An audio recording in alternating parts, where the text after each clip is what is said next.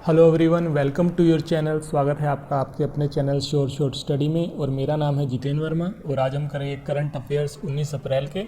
और ये जो करंट अफेयर्स हैं ये बहुत ज़्यादा इंपॉर्टेंट है। जहाँ पर भी करंट अफेयर आते हैं वहाँ पर आपको इन करंट अफेयर्स में से क्वेश्चन जरूर मिलेंगे। ये करंट अफेयर्स जो है ये 5 से 6 न्यूज़पेपर के अंदर से बनाए गए हैं। तो जहाँ पे भी करंट अफेयर, चाहे वो एसएससी हो, बैंक का एग्ज़ाम हो, या कोई भी रेलवे का एग्ज़ाम हो, या कोई भी ऐसा एग्ज़ाम जहाँ पर करंट अफेयर आते हैं, तो आपको 95% करंट अफेयर्स इसी में से मिलेंगे।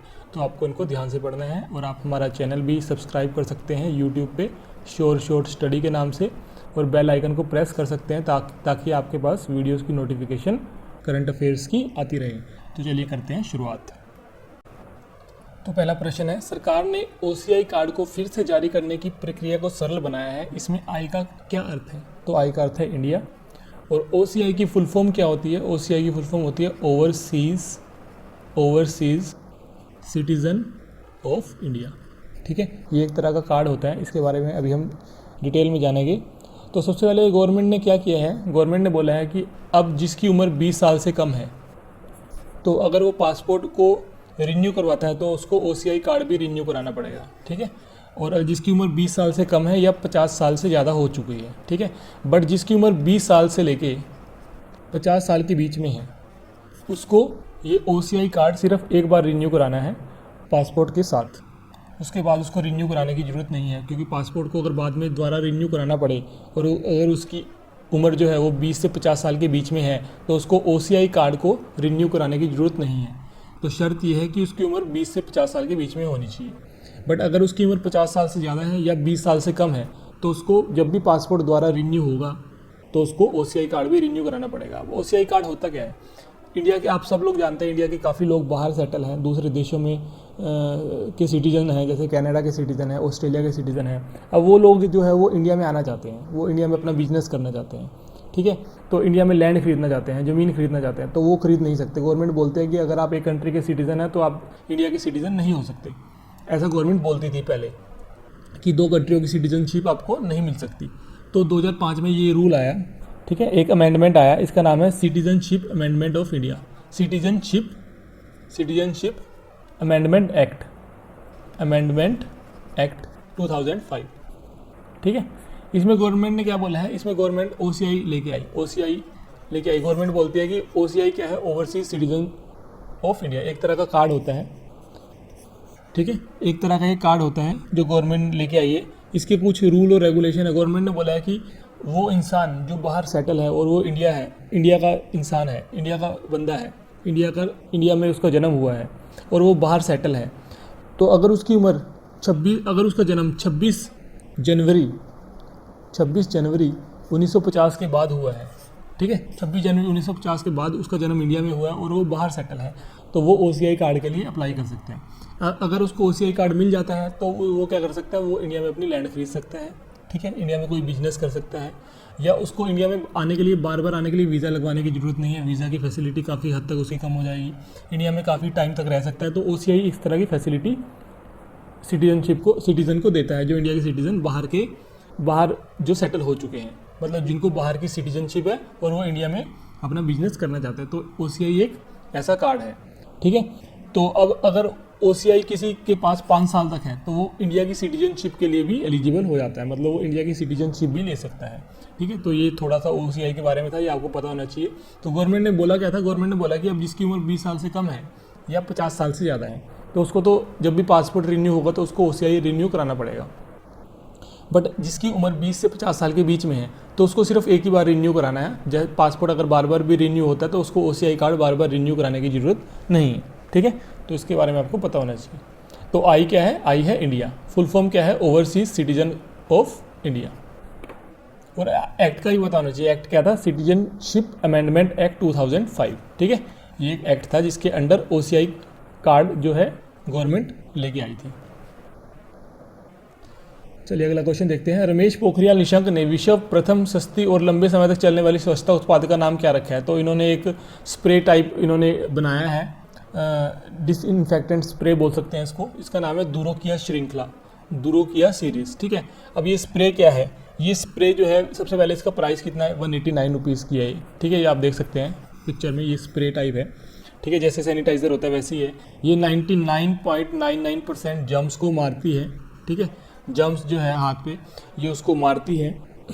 और इसका जो असर है वो 35 दिन तक रहता है, मतलब 35 दिन तक अगर आपने इसको एक बार वॉश कर लिया इससे अपने हाथ को या बॉडी को, तो 35 दिन तक आपको दोबारा हाथ इससे वॉश करने की ज़रूरत नहीं है। मतलब इसका असर जो है वो 35 दिन तक रहेगा। तो ये बहुत ही असरकारी है।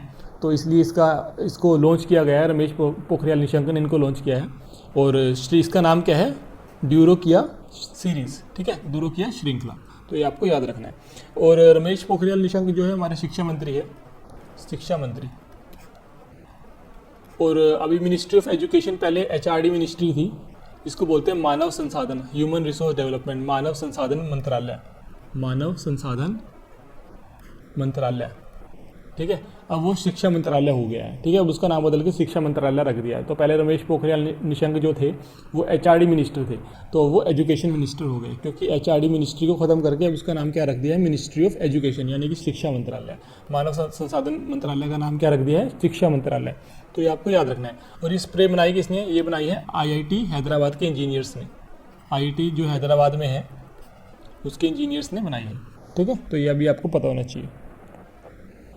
भारत ने उदयपुर जिले के एक नए, ये उदयपुर जो है वो नेपाल में है, ठीक है, उदयपुर जिले के एक नए स्कूल भवन के लिए नेपाल को कितनी अनुदान सहायता दी है। तो भारत दे रहा है 26.98 मिलियन। और 1 मिलियन में कितना होता है, 1 मिलियन में होता है 10 लाख रुपए, ठीक है।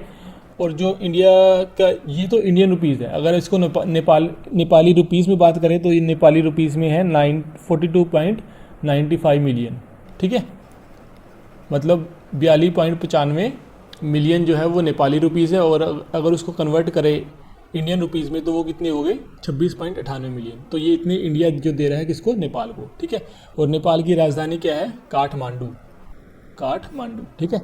और अगर हम इसके PM की बात करें, PM क्या है, कौन है, KP शर्मा ओली, KP शर्मा ओली, ये इसके जो है नेपाल के क्या है, प्राइम मिनिस्टर है, प्रधानमंत्री है। और अगर हम प्रेसिडेंट की बात करें, प्रेसिडेंट कौन है, विद्या देवी भंडारी, विद्या देवी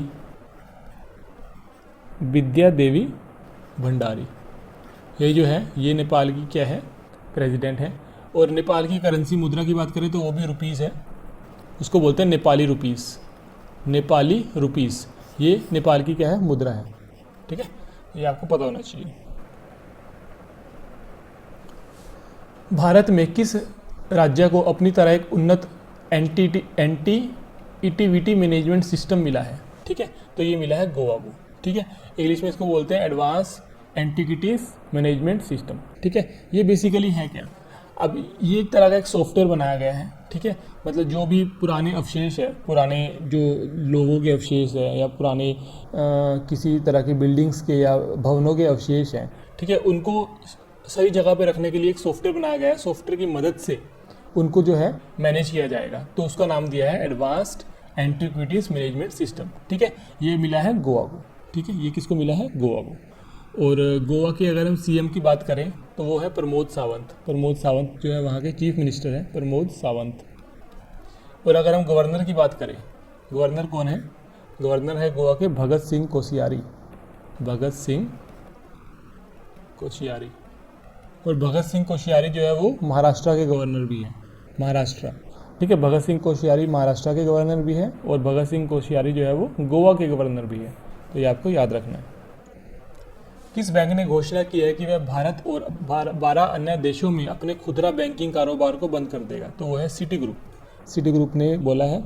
और सिटी ग्रुप का अगर मुख्यालय की बात करें तो मुख्यालय कहाँ पे है इसका, सिटी ग्रुप का मुख्यालय है न्यूयॉर्क में, न्यूयॉर्क, ठीक है। और न्यूयॉर्क कहाँ पे है, US में है। और आपको पता है इंडिया में गुजरात में है गिफ्ट सिटी, इंडिया में जो गुजरात में है वो गिफ्ट सिटी है जगह, ठीक है। तो गिफ्ट सिटी में कौन सा ऐसा फॉरेन बैंक है जिसने अपनी ब्रांच गिफ्ट सिटी में खोली है, कौन सा ऐसा पहला फॉरेन बैंक है जिन्होंने अपनी ब्रांच जो है वो गिफ्ट सिटी में खोली है गुजरात की, तो वो है HSBC। ये इंपॉर्टेंट क्वेश्चन है, HSBC यानी कि हांगकांग शंघाई बैंकिंग कॉरपोरेशन, ठीक है, ये एक बैंक है हांगकांग शंघाई बैंक बैंकिंग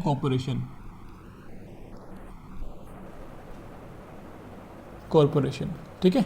ये एक तरह का बैंक है, ठीक है, फॉरेन बैंक है, जिसने ये पहला बैंक है जिसने अपनी ब्रांच जो है वो गिफ्ट सिटी में खोली है। गिफ्ट सिटी कहाँ पे है? गुजरात में।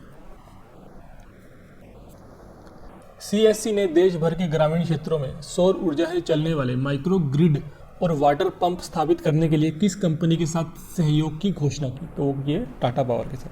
किसके साथ की है? टाटा पावर के साथ। तो ये आपको याद रखना है। चलिए आगे चलते हैं। भारतीय एयरटेल के नेटल इंफ्रास्ट्रक्चर इन्वेस्टमेंट ने, तो ये नेटल जो इंफ्रास्ट्रक्चर इन्वेस्टमेंट है ये भारतीय एयरटेल की ही कंपनी है, ठीक है, ने किस कंपनी में 100% हिस्सेदारी का अधिग्रहण किया? मतलब इन्होंने किस कंपनी को पूरी तरह से खरीद लिया है? तो वो है वन वेब इंडिया। कंपनी का नाम है वन वेब इंडिया। किसने खरीदा है? भारतीय एयरटेल ने। किस बीमा कंपनी ने यूबीकेजीबी के साथ एक कॉर्पोरेट एजेंसी समझौते पर हस्ताक्षर किए? सबसे पहले यूबीकेजीबी है क्या? ये एक तरह का बैंक है, सरकारी सहकारी बैंक है। इसका नाम है उत्तर बंगा। यू से है उत्तर, बी से है बंगा, क्षेत्रीय, के से है क्षेत्रीय, एस से है, जी से है ग्रामीण, बी से है बैंक, ठीक है। ये इसकी फुल फॉर्म है यूबीकेजीबी, ठीक है। तो कौन सी इंश्योरेंस कंपनी ने इसके साथ हस्ताक्षर किया समझौते पर? वो है SBI general insurance. SBI general insurance. और जो इस बैंक का मुख्यालय अगर पूछ ले तो कहाँ पे है? ये है पश्चिम बंगाल में। और एसबीआई जनरल इंश्योरेंस का मुख्यालय कहाँ पे है? एसबीआई जनरल इंश्योरेंस का मुख्यालय है मुंबई में। कहाँ पे है? मुंबई में। और इसके एमडी और सीईओ कौन है? एसबीआई जनरल इंश्योरेंस के एमडी और सीईओ कौन है? तो इसके है एमडी और सीईओ प्रकाश चंद्र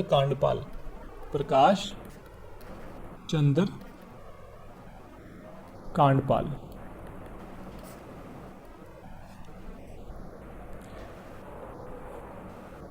किस कंपनी ने भारत का पहला आधार आधारित systematic investment plan payment feature launch किया है? ठीक है, तो ये कंपनी है ईटी मनी। ठीक है, अब ईटी मनी क्या है? ये पहली ऐसी कंपनी है जिन्होंने आधार बेस्ड पेमेंट सिस्टम, मतलब आधार नंबर के बेस पे हम पेमेंट कर सकेंगे, ये इन्होंने लॉन्च किया है। ठीक है, तो ये है ईटी मनी। तो अब इसमें क्या होगा? ओटीपी बेस्ड पेमेंट होती है। आधार नंबर डालोगे तो आपका जो भी नंबर रजिस्टर होगा उस पर ओटीपी आएगा और ओटीपी के बेस पे आप पेमेंट कर सकते हो। तो इस तरह की जो टेक्नोलॉजी है, पहली कंपनी है जिन्होंने आधार बेस्ड पेमेंट प्लान लॉन्च किया है। तो आपको याद रख लेना क्या नाम है? ET money. What is the theme of World Hemophilia Day observed on 17 अप्रैल? 17 अप्रैल को विश्व हीमोफीलिया दिवस मनाया गया।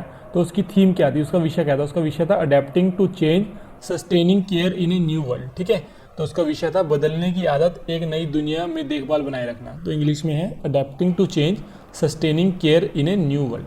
ठीक है, ये वर्ल्ड हीमोफीलिया दिवस जो मनाया गया था, विश्व हीमोफीलिया दिवस, तो 17 अप्रैल को उसका विषय था ये। आईसीसी ने जिम्बाब्वे के पूर्व कप्तान हीथ स्ट्रीक को कितने साल के लिए बैन किया? इन्होंने किया 8 साल के लिए बैन। ठीक है, इन पे भ्रष्टाचार का आरोप लगा था। ठीक है, भ्रष्टाचार का इस पे आरोप लगा था, भ्रष्टाचार का, करप्शन का जिसको बोलते हैं करप्शन का इन पे आरोप लगा था। तो इसको आईसीसी ने 8 साल के लिए क्या कर दिया? बैन कर दिया है। इन्होंने कुछ इंटरनल इन्फॉर्मेशन लीक कर दी थी, ठीक है, मैनेजमेंट की, तो इसलिए इनको 8 साल के लिए बैन कर दिया। बांग्लादेश के हैं। और बाबर आजम का मैंने आपको कल या परसों बताया था, बाबर आजम, ये आईसीसी ओडीआई रैंकिंग में, वनडे इंटरनेशनल रैंकिंग में इनको पहला स्थान मिल गया है, फर्स्ट स्थान पर है। ओडीआई रैंकिंग में पहले स्थान पर है बाबर आजम, पाकिस्तान के हैं। ये कहाँ के हैं? पाकिस्तान। ठीक है, और इन्होंने रिप्लेस किसको किया? विराट कोहली को। विराट कोहली के पहले स्थान पर, अब कौन है? बाबर आजम। ठीक है, तो आपका होमवर्क आज का ये है, आपको मुझे कमेंट सेक्शन में बताना है कि जो आईसीसी है इसका मुख्यालय कहाँ पर है? आईसीसी का मुख्यालय कहाँ पर है? और आईसीसी के अध्यक्ष कौन है? चेयरमैन। आईसीसी के चेयरमैन कौन है? अध्यक्ष कौन है? और आईसीसी का मुख्यालय कहाँ पर है? तो ये आपका होमवर्क है कि आईसीसी का मुख्यालय आपको बताना है और आईसीसी के अध्यक्ष कौन है, ये आपको मुझे कमेंट सेक्शन में बताना है। ये आपका आज का होमवर्क है। Which actor has become the brand ambassador of Tecno? Tecno company है, तो टेक्नो ने किस अभिनेता को अपना ब्रांड एम्बेसडर नियुक्त किया है? तो वो है आयुष्मान खुराना। ये आप पिक्चर में देख सकते हैं, आयुष्मान खुराना। अब ये स्टैटिक क्वेश्चन एक आ गया है। तो राजस्थान में इनमें से कौन सा नेशनल पार्क नहीं है? तो राजस्थान में कौन सा नहीं है? कान्हा। कान्हा कहाँ पर है? कान्हा है मध्य प्रदेश में। कान्हा कहाँ पर है? मध्य प्रदेश में, ठीक है।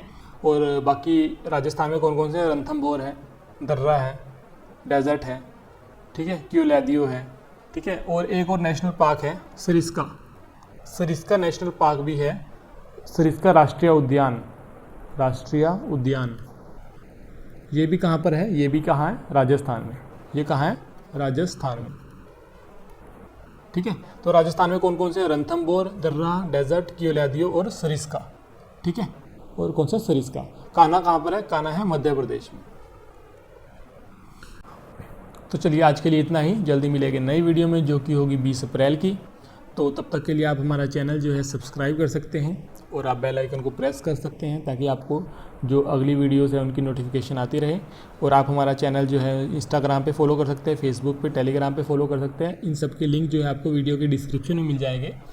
और तब तक के लिए आपको मुझे होमवर्क का आंसर बताना है। जो मैंने क्वेश्चन पूछा है उसका आंसर आपको मुझे कमेंट सेक्शन में बताना है। तो चलिए थैंक यू, मिलते हैं नई वीडियो में।